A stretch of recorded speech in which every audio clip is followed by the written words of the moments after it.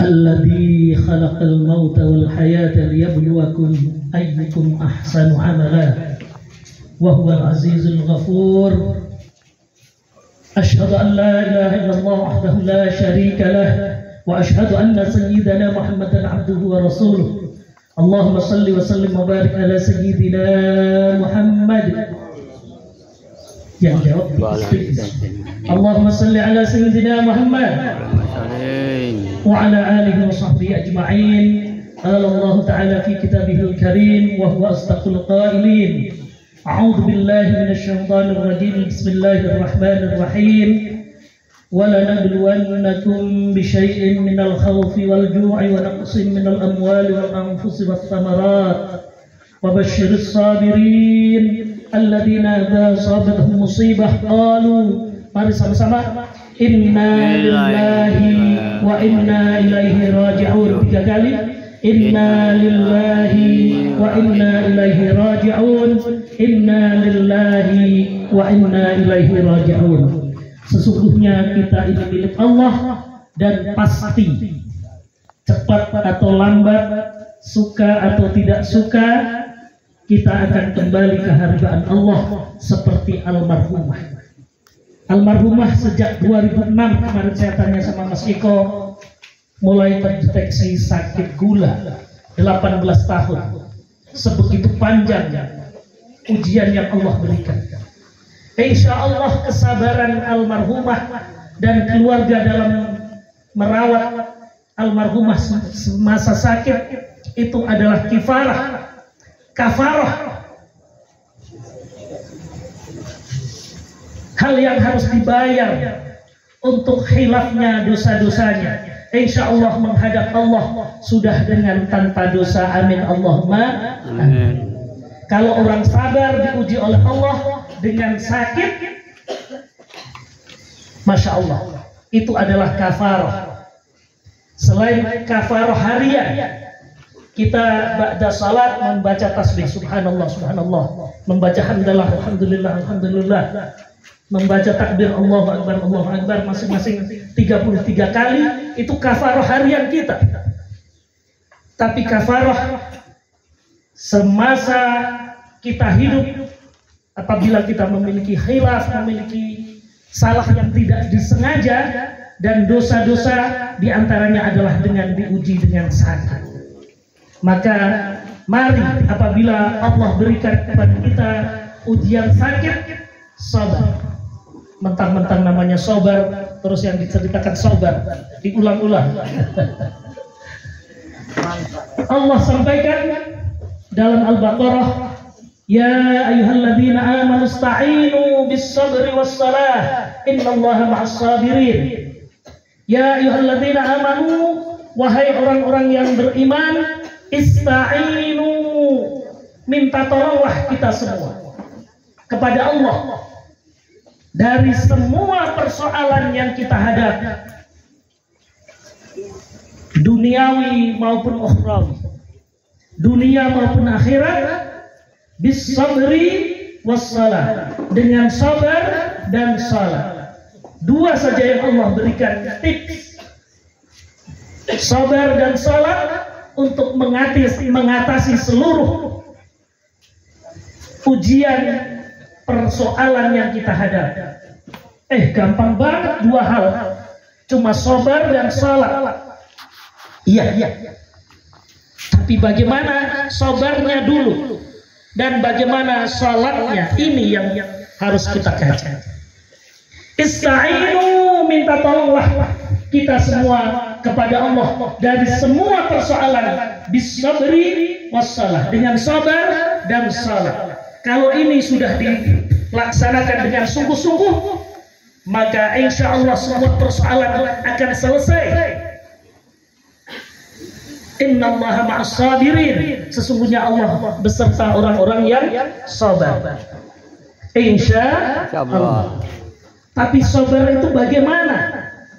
Kalau dalam kamus besar bahasa Indonesia, sabar artinya tahan, sabar, kuat, ya, tidak mudah emosi. Tapi kalau menurut ulama, Imam Ghazali misalnya, itu jauh lebih dalam lagi.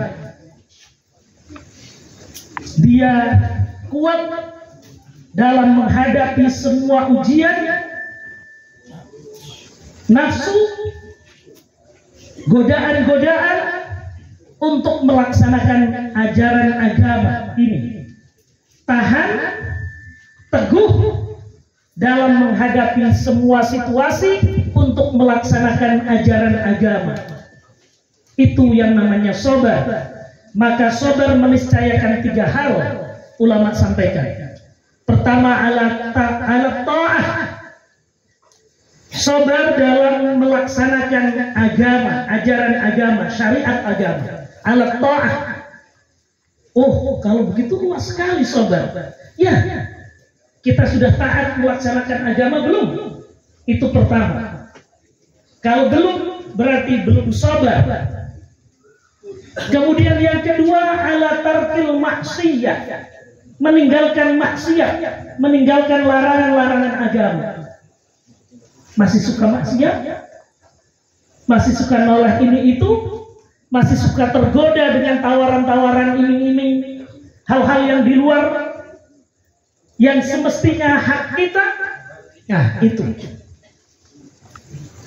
Masya Allah, ala tarkil maksiyah.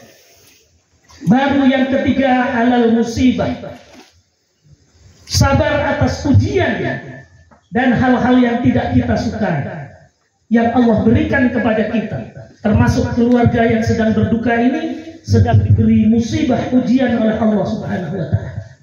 Kita harus sabar menghadapinya. Untuk yang kedua, ala tarkil maksiyah. Masya Allah, saya ini selama bulan Ramadan sholat tarawih saya itu keliling. Hampir sebulan penuh saya keliling kota Palu dari masjid ke masjid. Termasuk ada di masjid sini di Dewi Sartika ini ada banyak masjid. Mulai dari Karajalengba sampai mestinya juga di Al-Amin. Tetapi di Al-Amin bersamaan dengan Safari Ramadan provinsi. Saya ditempatkan di daerah Labian sana, sehingga saya minta digantikan oleh teman. Setiap malam, apalagi sudah pertengahan bulan puasa, dan apalagi malam Sabtu, malam Minggu itu Masya Allah. Sekarang di Fatulemo, sudah ketawa dulu ini. Ini Masya Allah, kalau tidak hati-hati akan menjadi pusat kemaksiatan selanjutnya. Saya kadang singgah atau ada acara, apalagi persiapan halal bihalal, apa semua, kadang pulang setengah 12, jam 12 malam, bahkan pernah sampai jam 1 saya lewat Fatulemo. Masya Allah, masih banyak pasangan muda-mudi berkumpul di sana. Ini kalau tidak hati-hati bisa menjadi pusat kemaksiatan selanjutnya di Palu. Saya selalu sampaikan ini. Mungkin ada di antara yang hadir di sini pemangku kebijakan. Ayo sampaikan kepada teman-teman anggota dewan, apalagi mungkin ke Pak Wali Kota. Masya Allah, yang berjilbab ada sampai jam 12 lewat. Saya yakin mereka bukan pasangan yang sah, masih ABG. Yang seksi-seksi, yang setengah pendek, bahkan yang pendek sekali ada sampai lewat tengah malam. Saya jadi ingat ketika saya kuliah di Semarang 91 sampai 97. Kalau dulu kuliahnya lama-lama 6 tahun. Kuliah S1 saja 6 tahun. Itu di Semarang itu ada Simpang 5. Kalau malam Sabtu, malam Minggu penuh itu. Di sana dikenal namanya ciblek, cilik-cilik betah melek. Kecil-kecil itu betah begadang. Nah, ciblek, cilik-cilik betah melek katanya orang Semarang itu. Itu betul-betul saya menyaksikan, karena kemudian teman-teman kami setelah SKS-nya selesai, kemudian ayo kita bikin warung kopi, warung kopi kayak kafe tapi yang lesehan gitu modelnya. Kalau di Simpang 5 kan banyak sekali. Jadi kami bahkan sesekali kok tempat kopi kami itu, warung kopi kami menjadi tempat transaksi. Anak-anak yang betah melek itu ditemui dengan anak-anak pasangan-pasangan mereka, atau bahkan ditemui oleh om-om yang suka menjajakan anak-anak, suka menjajal anak-anak cilik-cilik betah melek itu, ABG itu, naudzubillah. Ini rupa-rupanya Fatul Lemo kalau tidak hati-hati menjadi tempat transaksi esek-esek itu, kalau tidak hati-hati. Boleh Bapak Ibu sesekali lihat, karena saya hampir 20 tahun menjadi wartawan. Hampir 20 tahun saya jadi wartawan, jadi mata saya sudah sangat jeli kalau menulis tentang kehidupan malam. Masya Allah, kalau tidak hati-hati ini akan menjadi pusat bencana selanjutnya. Kita ingat bagaimana 28 September 2018 setelah gempa, tsunami dan likuifaksi, orang-orang ramai mengunggah bagaimana orang Semarang itu memuja setan. Ya. Bagaimana Sabung Ayam dijadikan tempat judi, di situ cap tikus dan aneka minuman keras, bahkan menjadi tempat prostitusi. Bagaimana kemaksiatan di Kota Palu juga luar biasa itu. Dan tentu kalau dia berani maksiat seperti itu, dia sudah meninggalkan agama, sudah tidak sabar lagi ala ta'ah, tidak lagi sabar melaksanakan agama, dan dia sudah tidak tarkil maksiat, tidak meninggalkan maksiat. Maka yang akan terjadi adalah musibah. Kalau kita bisa melaksanakan nomor 1, nomor 2, ala ta'ah wa ala tarkil maksiyah, dan meninggalkan maksiat, tentu musibah akan jauh. Tapi Masya Allah, kalau seandainya 2 hal ini dilaksanakan, diterjang, ya tunggu saja musibahnya. Na'udzubillahi min dzalik. Belum lama ketika Jabodetabek tergenang banjir, Bekasi ya yang paling parah. Setelah itu orang rame-rame mengunggah bagaimana kehidupan orang Jabodetabek, anak-anak mudanya, 7-Eleven-nya, kumpul kebunnya dan sebagainya. Bagaimana kemaksiatan di sana itu luar biasa. Itu. Makanya mari kita berdoa. Tadi saya termasuk berdoa, Allahumma subhanna minal bala, Allahumma fa'anna al-ghala wal waba wal fahsya wal munkar. Kita minta dijauhkan dari kemungkaran, dari kemaksiatan.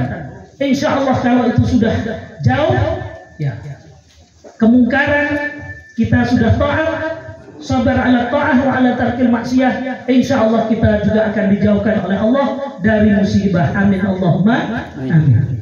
Bapak Ibu hadirin sekalian, kita masih dalam suasana lebaran.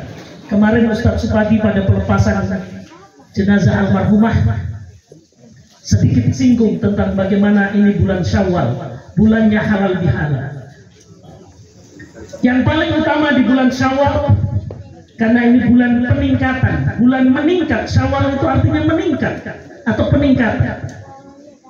Apa yang harus kita lakukan? Ayo, setelah kita dilatih, diuji di kawah candra di muka bulan suci Ramadan, ayo, harus ada bekasnya, atharnya Ramadan. Jangan sampai begitu Ramadan selesai, Syawal tidak meningkat, justru anjlok. Apa Bapak Ibu? Anjlok. Maksiatnya kambuh lagi. Yang dulu hari-hari berjamaah di masjid, hilang sudah dari masjid. Yang dulu hari-hari tadarus, hilang sudah tadarusnya. Yang dulu hari-hari puasa, sudah hilang puasanya. Ayo, Senin Kamisnya, apalagi yang mungkin belum melaksanakan 6 hari di bulan Syawal, Masya Allah, dengan menambahkan puasa 6 hari di bulan Syawal sampai bulan Syawal nanti tanggal 29 ini insya Allah puasa cukup 6 hari, maka puasa kita Ramadan dan 6 hari ini menjadi dihitung puasa sepanjang tahun. Kita diberi pahala puasa sepanjang tahun. Man shoma Ramadan thumma atba'ahu sittan min Syawal kana kasiyamid dahr. Siapa yang berpuasa di bulan suci Ramadan kemudian menambahkan 6 hari di bulan Syawal. Makanya orang dengan kita akan melaksanakan kupatan, tapi tidak di hari ketupat. Ya, istilahnya saja. Ya. Karena kalau lebaran ketupat itu di tanggal 8. Tanggal 1-nya kita haram berpuasa. Ya. Hari Nahar itu hari apa? Lebaran. Kita tidak boleh berpuasa. Harus berbuka puasa, harus makan. Kemudian tanggal 2, 3, 4, 5, 6, 7, 6 hari. Itu biasanya kalau di daerah-daerah santri di Jawa itu begitu, langsung puasa. Baru tanggal 8-nya kita lebaran ketupat. Wah, itu ramenya luar biasa. Tapi itu afdolnya, utamanya. Seandainya tidak bisa 6 hari berturut-turut, ya, maka boleh dibersamakan. Kalau ibu-ibu yang masih punya hutang puasa karena haid, silahkan. Niatnya wajibnya, tapi dengan 6 hari di bulan Syawal, sunnahnya dapat. Itu kaul yang masyhur, yang tentu paling ringan. Syukur kalau mau bayar dulu wajibnya, kemudian tambahkan sunnahnya. Tapi sebagian ulama sudah membolehkan, asalkan bayarnya cepat-cepat, masih di bulan Syawal, bayar wajib, sunnahnya dapat.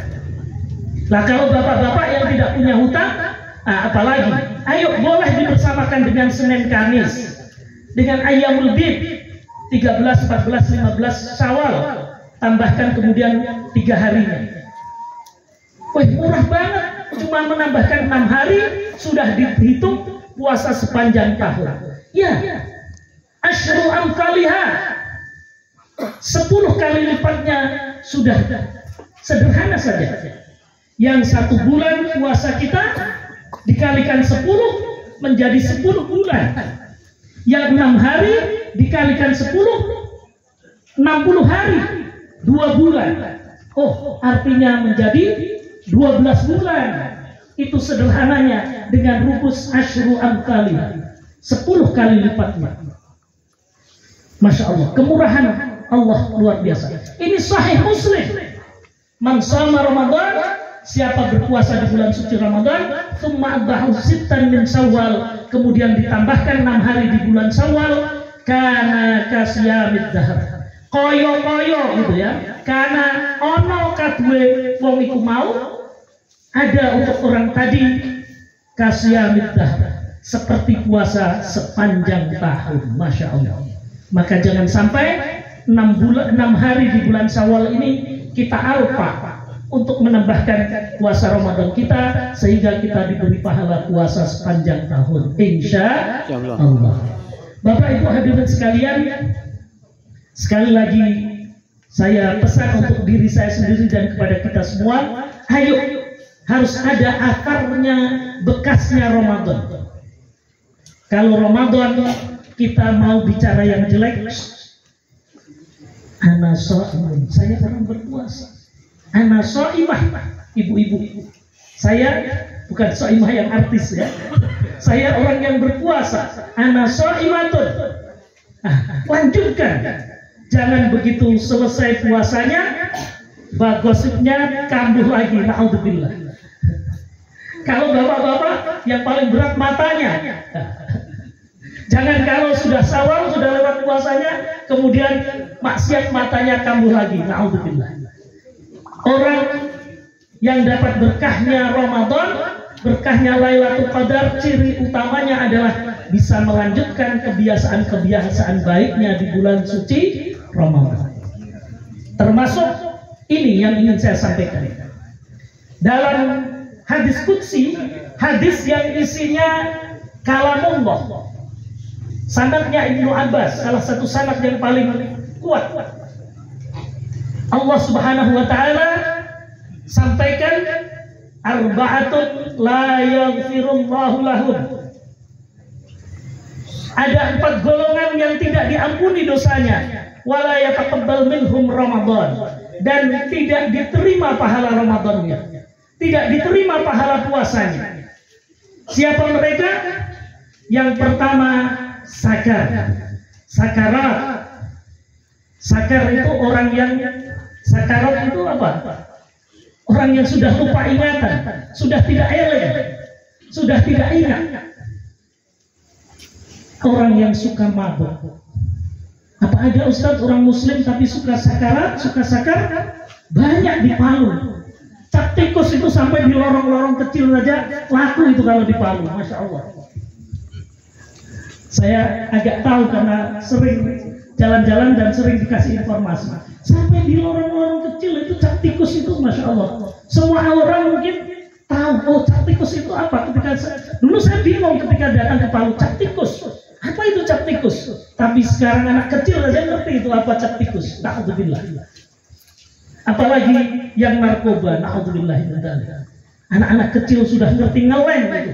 Itu cikal bakal akan menjadi pengguna itu nantinya. Coba, Masya Allah. Bahkan saking biasanya miras, na'udzubillah. Saya punya teman itu, Masya Allah, Ustaz, kalau tidak sambil minum tidak asik. Apa itu? Dia kalau kumpul dengan istrinya itu harus setengah mabuk katanya. Itu asik, baru asik, na'udzubillah.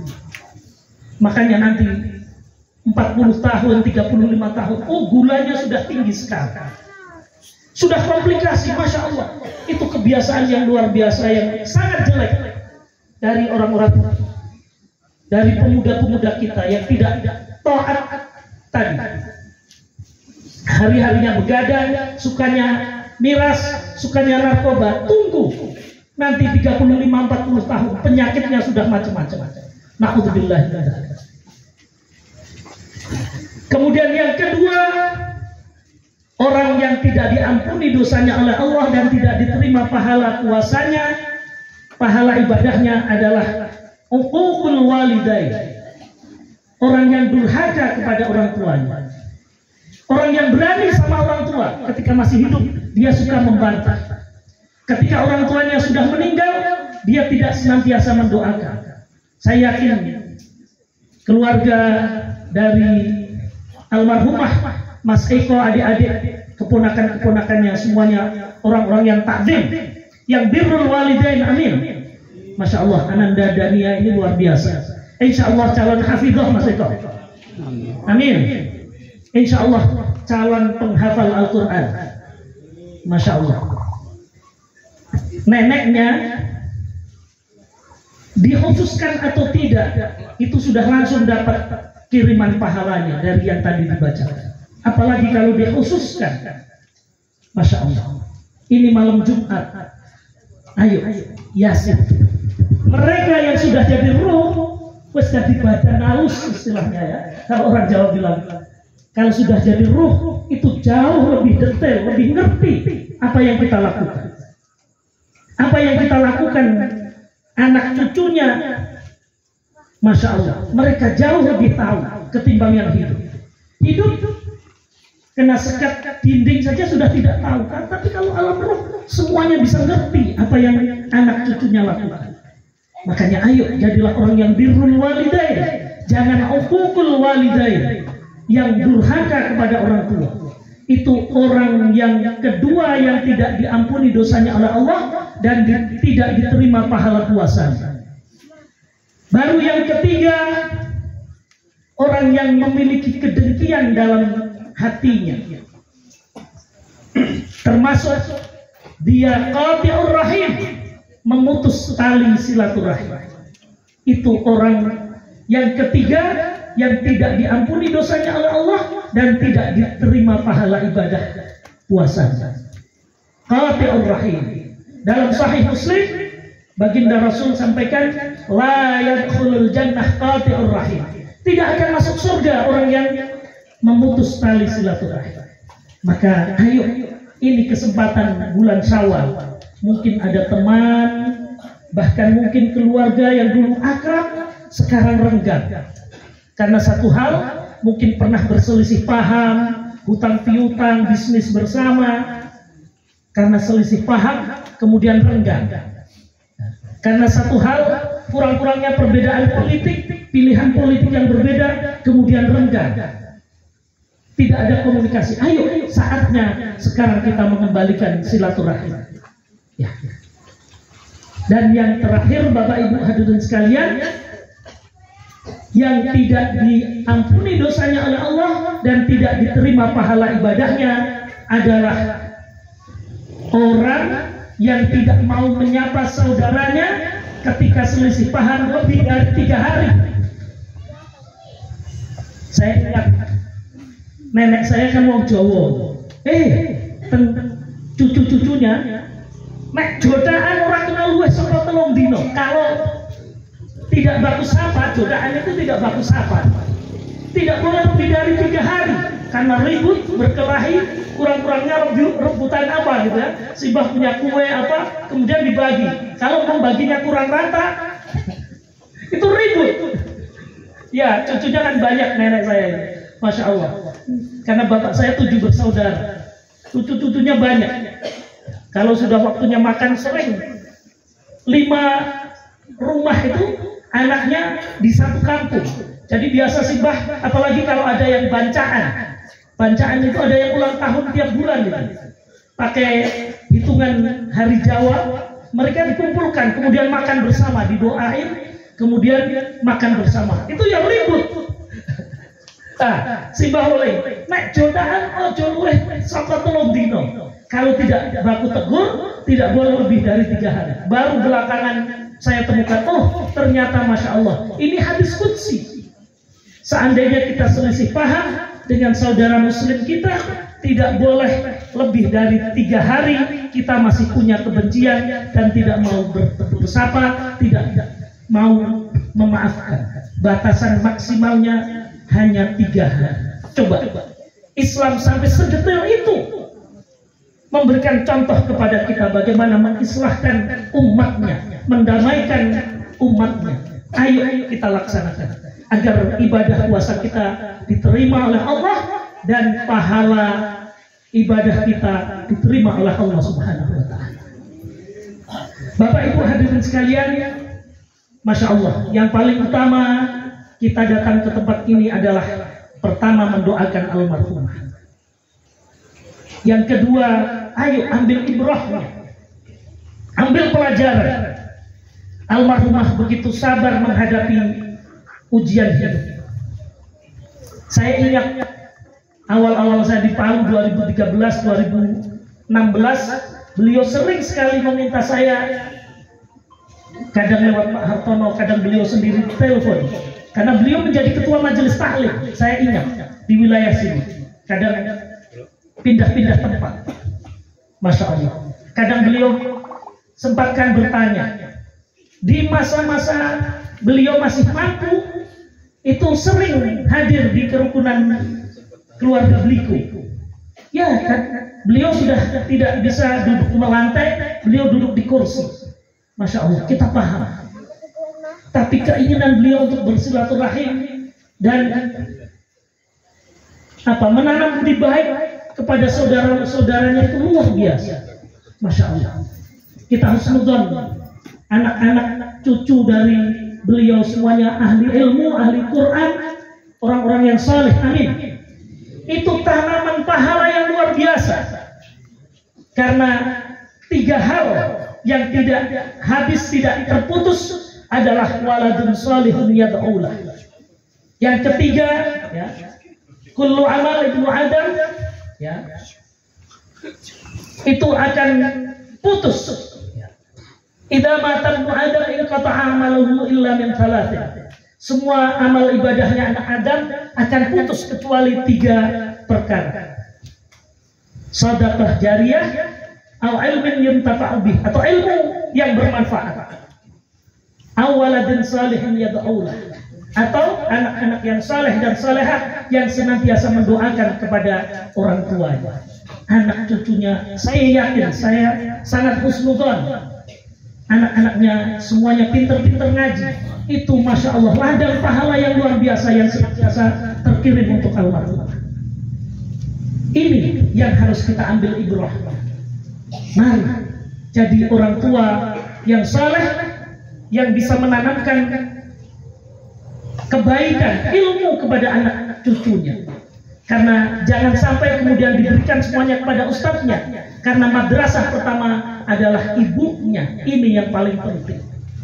Maka yang paling utama, mari dari sahibul musibah, anak cucu almarhumah, melanjutkan kebiasaan-kebiasaan baik dan silaturahim dari almarhumah. Itu yang paling utama. Pesan kita semua insya Allah diijabah oleh Allah Subhanahu wa Ta'ala.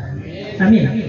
Demikian yang bisa saya sampaikan, semoga ada manfaatnya. Sekali lagi kita hadiahkan Fatihah untuk almarhumah, termasuk tadi bacaan An-Naba dari cucunda tercinta Ananda Dania. Semoga seluruhnya pahala terkirim untuk almarhumah.